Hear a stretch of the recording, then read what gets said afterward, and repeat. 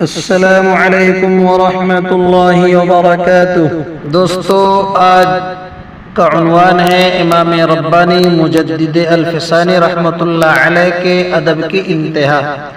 امام ربانی مجدد الفسانی رحمۃ اللہ علیہ فرماتے ہیں کہ میں بیٹھا ہوا احادیث لکھ رہا تھا، قلم نہیں چل رہا تھا، تو میں نے اپنے ہاتھ کے انگوٹھے سے اس قلم کو ذرا درست کیا تو سیاہی لگ گئی۔ اسی حال میں مجھے تقاضا محسوس ہوا بیت الخلا جانے کا۔ جب میں وہاں بیٹھنے لگا تو بیٹھتے ہی میری نظر انگوٹھے پر پڑی تو میں نے سیاہی دیکھی تو دل میں خیال آیا کہ اگر تقاضے سے فارغ ہوا تو ہاتھ دھوئیں گے اور پانی کی وجہ سے سیاہی جو میں نے لکھنے میں استعمال کرتا ہوں اس گندے پانی میں شامل ہوگی جو ادب کے خلاف ہے۔ میں نے تقاضا کو دبایا اور بیت الخلا سے باہر آیا اور آ کر میں نے سیاہی کو صاف جگہ پر دھویا۔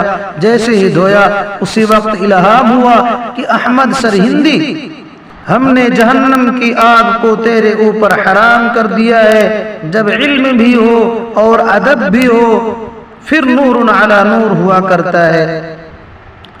نزہۃ المجالس کتاب میں ایک واقعہ لکھا ہے کہ ایک مجوسی تھا۔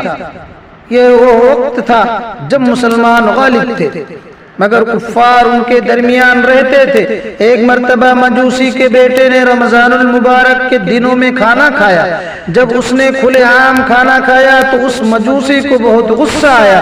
اس نے بیٹے کو ڈانٹ ڈپٹ کی کہ تجھے حیا نہیں آتی کہ مسلمانوں کا مقدس مہینہ ہے، وہ دن میں روزہ رکھتے ہیں اور تو دن میں اس طرح کھلے عام کھا رہا ہے۔ خیر بات آ گئی ہوگی، اس مجوسی کے پڑوس میں ایک بزرگ رہتے تھے۔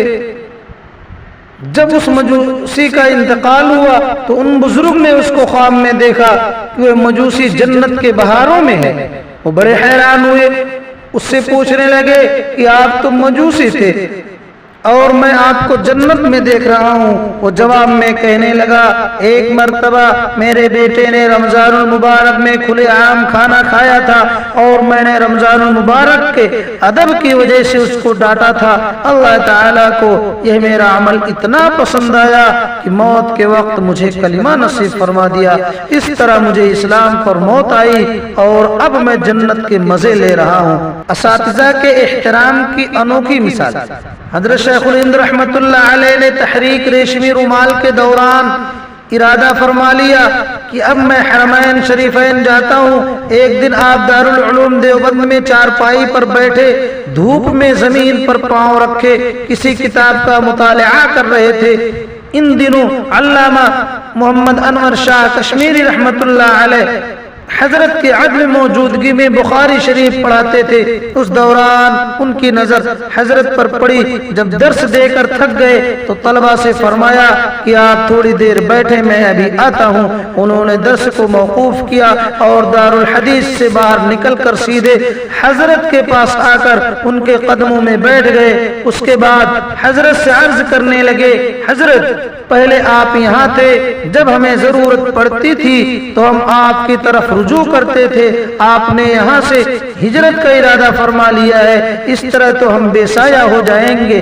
علامہ انور شاہ کشمیری رحمۃ اللہ علیہ نے یہ الفاظ کہے اور رونا شروع کر دیا، حتیٰ کہ انہوں نے بچوں کی طرح بلکنا شروع کر دیا۔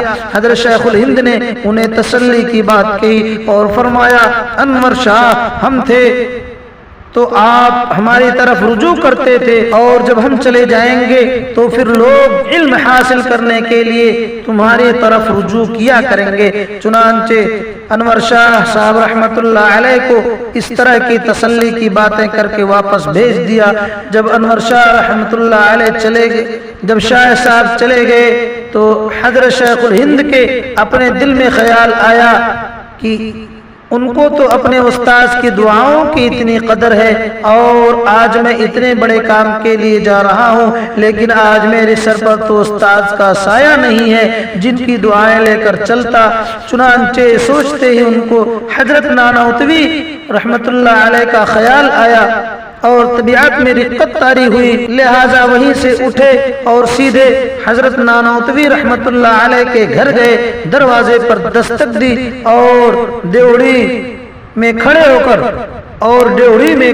کر آواز دی، اماں جی میں محمود حسن ہوں، اگر حضرت نانوتوی رحمت اللہ علیہ کے جوتے گھر میں پڑے ہیں تو وہ بھجوا دیں۔ چنانچہ اماں جی نے ان کے جوتے ان کے پاس بھیج دیے۔ حضرت شیخ الہند نے اپنے استاذ کے جوتے اپنے سر پر رکھے اور اللہ رب العزت سے دعا کی، اے اللہ آج میرے استاذ سر پر نہیں ہیں، میں ان کے جوتے سر پر رکھے بیٹھا ہوں، اے اللہ اس نسبت کی وجہ سے تو میری حفاظت فرما لینا اور مجھے اپنے مقصد میں کامیاب فرما دینا۔ تو استادوں کی قدر اس وقت آتی ہے جب دیکھنے کے لیے فقط ان کے جوتے باقی رہ جاتے ہیں۔